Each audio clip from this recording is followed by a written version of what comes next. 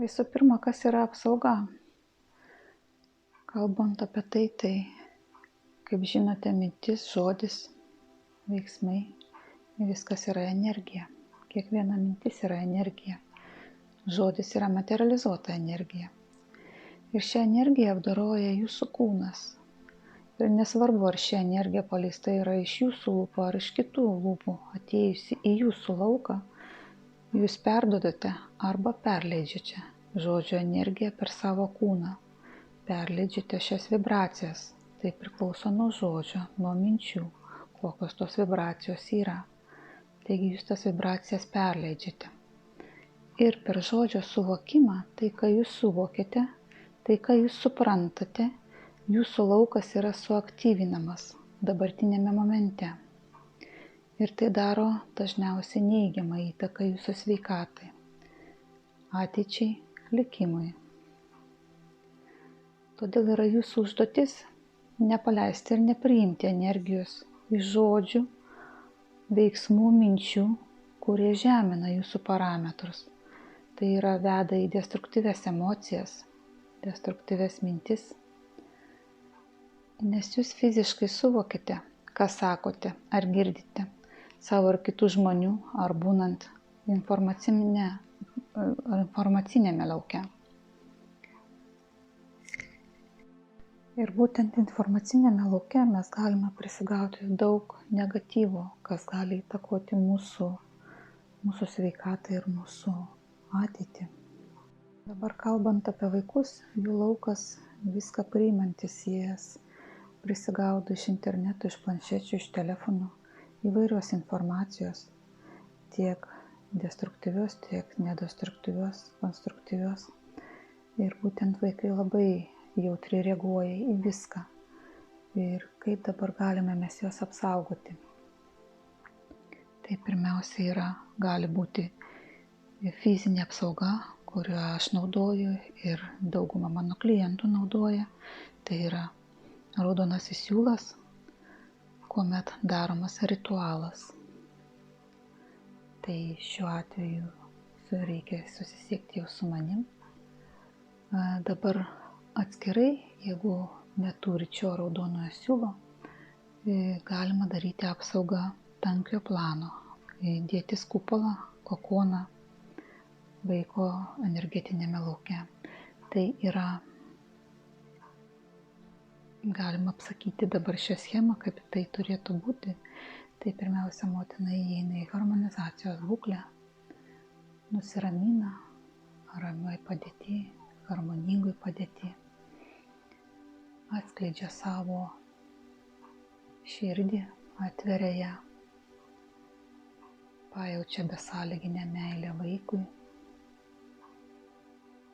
mato vaiko vizualą, vaiko kokoną, galima sakyti taip, prieš savo akis ir įskleidžia būtent tą besąlyginę meilę, apgaubia vaiko kokoną, besąlyginės meilės energiją.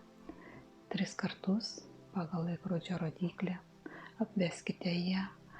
Tai yra rožinė energija, galite ją įsivaizduoti kaip rožinę energiją. Matykite ją 3 kartus apvedant, užtvirtinkite ją.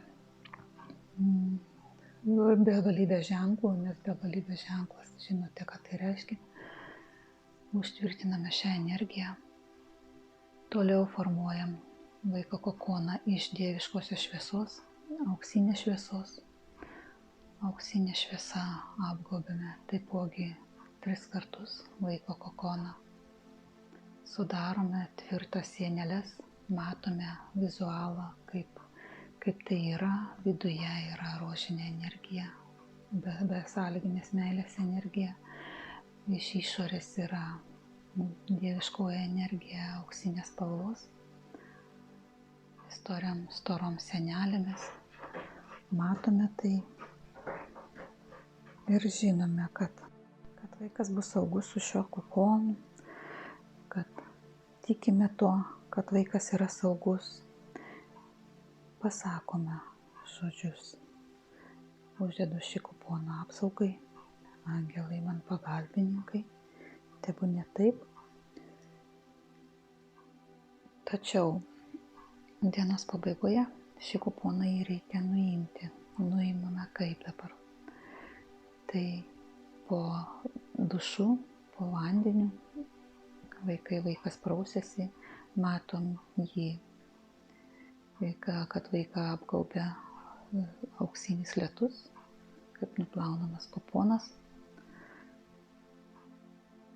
Ir tada vaikas gali ramiai miegoti. Kuponą dėl to ir nuimama, kad vaikas galėtų pailsėti.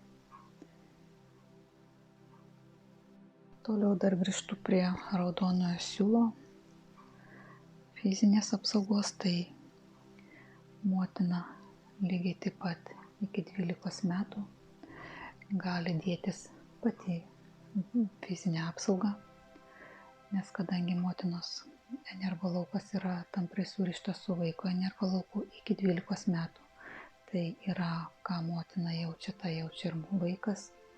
Jeigu serga motina, serga vaikas atitinkama lygmenyje, tai mes kaip ir apsaugodami vaiko energolauką galima patys ryžtis apsaugą vaikui ant savo rankos arba ant kojos.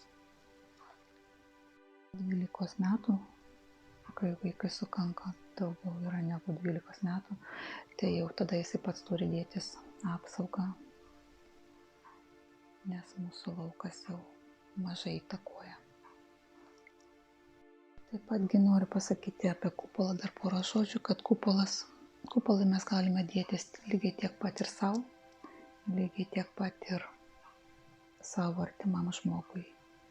Pirmiausia, pasiunčiant meilės energiją, savo tai yra savo kūnui, savo ląstelėm, irgi atveriant širdį, lygiai taip pat pajaučiant ir matant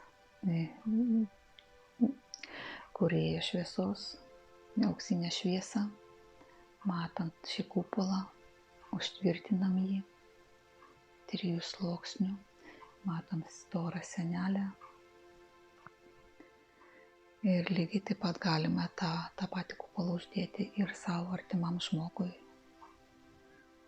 arba jau suaugusiam vaikui. Nes būtent viso šito kupolo esmė yra pagrindas jūsų vizualizacija ir intencija, jūsų noras, išreikšta jūsų besąlyginė meilė energija ir kūrėjo šviesos vizualizacija. Tai yra pagrindas, dėl ko taip viskas ir vyksta.